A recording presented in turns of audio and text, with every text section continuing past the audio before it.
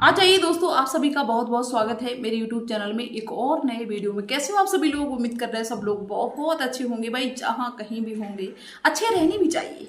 दोस्तों मैंने अभी 2 दिन पहले एक वीडियो अपलोड किया था। कौन सा? कि घर में अगर भाई कोई ऐसा इंसान है जो बहुत ज्यादा गलत है, उसके कई रूप हैं। वो आपके सामने तो उसका रूप और कोई है, किसी और के सामने तो उसका रूप कोई और है। वो इंसान आपको सताता है, लेकिन इसकी शिकायत जब आप किसी और के पास करते हैं तो उसके सामने उसका रूप फटाक से बदल जाता है। वो अपने आप को निर्दोष साबित कर लेता है, दूसरे की नजर में वो अपने आप को सही साबित कर देता है, तुमको ही गलत ठहरा देगा। उस समय आपको क्या करना चाहिए? मैंने आपसे कहा था उस वीडियो में कि देखो, पहले तो कोशिश करो उसको समझाने की, उसको सही दिशा पे लाने की। लेकिन कहते नहीं कि कोई छोटा बच्चा हो तो उसको सही दिशा पे मार के ले भी आओ। जो घर के ही बड़े बुजुर्ग हों, बड़े हों, तो उनको भाई कैसे मार पीट के हम रास्ते पे ले आए? क्योंकि उनको तो यही गुरूर रहता है कि हम दिमाग वाले हैं, हम जो कह रहे हैं वही सही है। तो मैंने कहा कि भाई उसको इग्नोर करो, अपने काम से काम रखो, उसकी तरफ ध्यान ही ना दो। तो उसमें आप सभी लोगों ने बहुत मुझे प्यार दिया, बहुत अच्छा रिस्पॉन्स रहा। बड़ा प्राउड फील करते हैं कि आप सभी लोग मेरे साथ में हैं। जिन लोगों ने मुझे सब्सक्राइब किया उन सभी को दिल से धन्यवाद। और आज का वीडियो भी बहुत आपके लिए हेल्पफुल होने वाला है। बस थोड़ा सा समय निकाल के इस वीडियो को पूरा जरूर देखना। तो दोस्तों उस वीडियो में सभी ने बहुत पॉजिटिव कमेंट किए, मुझे बड़ा अच्छा लगा। और सभी लोगों ने देखा होगा, जिन लोगों ने भी मुझे कमेंट किया, कि मैंने सबके कमेंट को रिप्लाई किया। मुझे अच्छा लगता है। और आप कभी ये मत सोचना कि भाई अभी हम छोटे हैं, छोटे क्रिएटर हैं इसलिए हम आपके कमेंट्स को रिप्लाई करते हैं। नहीं, हम लाइफ में कितने भी बड़े हो जाएं, कितनी भी ऊंचाइयों को छू जाएं, आप सभी से हम प्रॉमिस करते हैं कि आपके कमेंट्स का मुझे इंतजार रहेगा और आपकी कमेंट्स को हम रिप्लाई तुरंत करेंगे।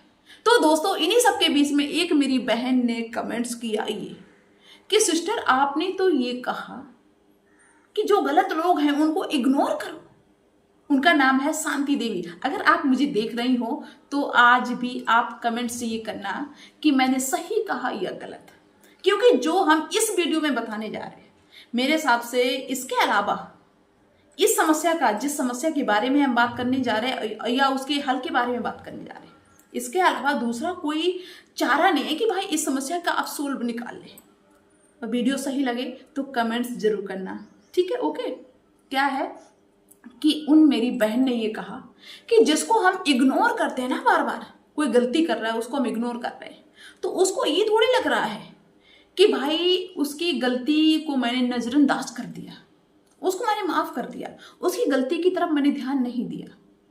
बल्कि उसको ये लगेगा कि हम तो बहुत बड़े शहंशाह हैं, मेरे अंदर बहुत ज्यादा दिमाग है, देखो मैंने उसको झुका दिया, झुकेगा कैसे नहीं। जो गलत है वो ये सोचने लगता है, क्योंकि हम जिसको बार बार माफ करते हैं वो ये थोड़ी सोचता कि हम गलत हैं, हमको माफ कर दिया गया। बल्कि उसको ये लगता है कि ये बाकी सब बेवकूफ हैं, हम इनको चूतिया बनाए हैं, हम इनको अपने दबाव में रखे हुए हैं, ये सोचता है। ये आपका कहना है तो बिल्कुल सही बात है, आपने बिल्कुल सही कहा। और मैंने कमेंट्स में भी आपकी बात को कट नहीं किया, आपने बिल्कुल सही किया। देखो, इंसान के अंदर सहन करने की भी एक सीमा रेखा होती है, कहाँ तक इंसान सहन करे। होते हैं ऐसे परिवार में लोग कि अगर हम ये सोचें कि यार समय के साथ में ये बदल जाएंगे, लेकिन वो बदलते ही नहीं है। लेकिन बहन मेरी, ये भी सत्य है कि कोई कितना भी शहंशाह हो, समय उसका भी बदलता है। हम आपसे कहते हैं कि अच्छे समय का इंतजार करो, थोड़ा सब्र कर लो, क्योंकि अगला तो बेवकूफ है ही। अगर तुम भी उसकी तरह बेवकूफ बन जाओगे तो आपका घर टूट जाएगा। कुछ रिश्ते ऐसे होते हैं मेरे भाइयों कि जिनसे हम अलग हो सकते हैं कि भाई उनसे मेरी नहीं बन रही, हम अलग हो गए, बात खत्म, ना तुमसे लेना ना देना। लेकिन कुछ रिश्ते ऐसे होते हैं जिनसे हम अलग भी नहीं हो सकते हैं। अब जैसे माता पिता है, माता पिता गलत हैं। देखो, काफी लोगों को मेरी ये बात गलत लगेगी। कौन सी? कि देखो, हर किसी के माता पिता गलत नहीं होते हैं, लेकिन हम दावा भाई इसका भी कर सकते हैं कि हर किसी के माता पिता सही भी नहीं होते हैं। कभी कभार माता पिता की वजह से, पेरेंट्स की वजह से भी रिश्ते टूट जाते हैं। बच्चों का घर बसने से पहले उजड़ जाता है, ये अटल सत्य है। बेशक आप लोग इस पर टीका टिप्पणी करें, क्योंकि आप सुनी सुनाई बातों पे यकीन करते हैं, लेकिन हम इस चीज को फेस कर चुके हैं, इसका एक्सपीरियंस है, और जो भी हम आपको बताते हैं ये एकदम सत्य है। अगर हम चाहें तो किसी और कंटेंट में आधी अंग्रेजी मिला के भी अपना वीडियो बना सकते थे, लेकिन मैंने बिल्कुल नीचे स्तर से वीडियो बनाना शुरू किया, क्योंकि ये भी समस्या है, ये समस्या है हकीकत में, और जिसको हम एहसास करते हैं उस चीज को हम आपको बताते हैं। तो दोस्तों ऐसा होता है ना कि कुछ रिश्ते ऐसे होते हैं जिनसे हम दूरियां नहीं बना सकते। अब चलो हमारे भाई हैं, बहन हैं, या बहू जो है उसके जेठ हैं, देवरानी है, जेठ हैं, चलो उनसे नहीं बनती है, उनसे हम दूरियां बना लेंगे, अपना अलग अलग रहने लगेंगे। लेकिन कुछ ऐसे रिश्ते होते हैं जैसे माता पिता हैं, पति पत्नी हैं, पत्नी नहीं अच्छी है तो क्या पति फटाक से उसको तलाक थोड़ी दे देगा? और माता पिता हैं, 2 बच्चे हैं या 4 बच्चे हैं, चलो माता पिता एक के साथ नहीं बन रही दूसरे के साथ रहने लगे, दूसरे से नहीं बन रही तीसरे के साथ में रहने लगे। कभी कभार स्थिति ऐसी होती है कि किसी का एक ही बेटा होता है, एक ही बेटा एक ही बहू, और वो माता पिता गलत है, बहू अच्छी है, बहू समझदार है, समझदारी से बात करती, समझदारी से काम करती है, लेकिन फिर भी सास बहू की नहीं बनती, सास हमेशा तानाशाही दिखाती है। और अक्सर ये चीज कब होती है? जब ससुर सर्विस करते हो, तब तो सास के तेवर और भी ज्यादा आसमान पे चढ़े होते हैं। आपकी क्या मजबूरी होती है ये कि एक तो आप इकलौती बहू हैं, समाज के डर से, दुनिया के डर से आप उनको घर से तो नहीं निकाल सकती, है ना, आप उनसे अलग भी नहीं रह सकती। और समस्या दूसरी ये है कि आपके पति अभी तक कुछ कमाते नहीं, अभी तक आप उन पे पूरी तरह से डिपेंड हैं। देखिए हम ये नहीं कहते हैं, इस चीज पे बढ़ावा नहीं दे रहे कि भाई माता पिता को घर से बाहर निकाल दो या माता पिता को भूल जाओ, लेकिन बात ये है ना कि कुछ माता पिता भी गलत होते हैं। माता पिता अगर चाहें तो कभी रिश्ते न टूटे, उनके अंदर खुद ही सहनशीलता नहीं होती है, सहन करने की क्षमता नहीं होती है, वो कहते हैं हम किसी की सुन नहीं पाएंगे। देखो अपने रिश्ते होते ना, खून के रिश्ते, वहां पे थोड़ा बहुत सुनना पड़ता है। जिसके अंदर ये गुरूर होता है कि हम किसी की सुने नहीं, मेरे पास खुद पैसा है, जिसको झुकना नहीं आता है, वहां रिश्ते कैसे चलेंगे? तो हम आपसे ये कह रहे हैं कि अगर किसी के साथ ऐसा हो रहा है तो देखो, आप इस चीज को देखो कि आपका समय कैसा है, परिस्थिति कैसी है। अगर आपका समय ऐसा है कि आप उनसे दूर रहकर भी अच्छे से रह सकती हो, कोई समाज वाला या कोई कुछ नहीं कहेगा, तो आप रह सकती हो, कोई टेंशन नहीं।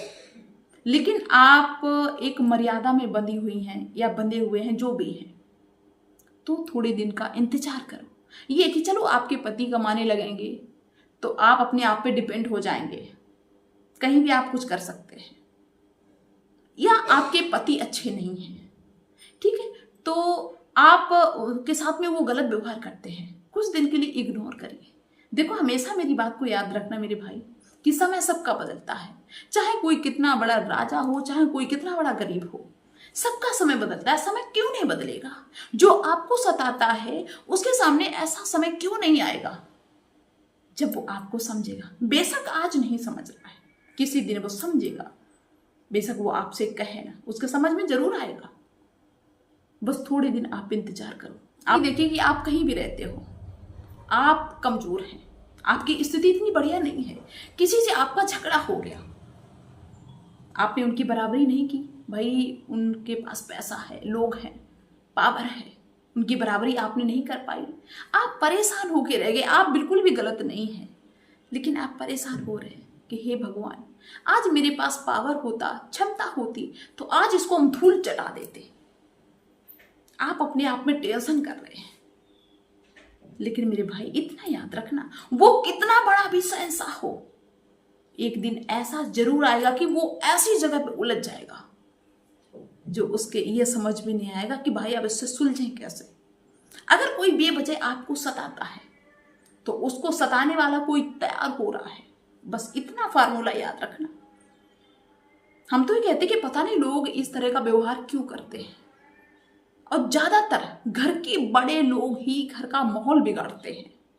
बेशक मेरी बात ये खराब लगे, जो बच्चे जो 20-22 साल की एज वाले हैं उनसे ये डिजर्व करते हैं बड़े लोग कि उनको सारी चीजों का ज्ञान होना चाहिए, ठीक है। और खुद 60-70 की एज को क्रॉस कर रहे हैं, उनको अभी तक ये नहीं पता चला कि घर कैसे चलाना चाहिए, नहीं पता चला। देखो, आप ये देख लीजिए कि आपकी परिस्थिति कैसी है। बस आप ये सोचिए कि मेरा अभी समय है सुनने का, हम इनके सुन लेते हैं। जिस दिन मेरा सुनने का समय खत्म हो जाएगा उस दिन हम इनकी नहीं सुनेंगे।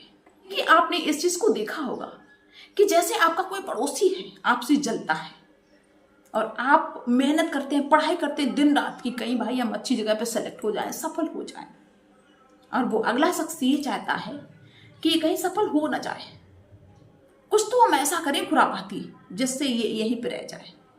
वो कोशिश करेगा, उस समय आप क्या करेंगे बताइए? क्या करना चाहिए आपको? आपको ये करना चाहिए कि उसको इग्नोर करना चाहिए। अगर आप उसको इग्नोर नहीं करेंगे, उसकी बातों में उलझ गए, तो आप जो अपना कैरियर बनाने के लिए जा रहे थे वो पीछे छूट जाएगा।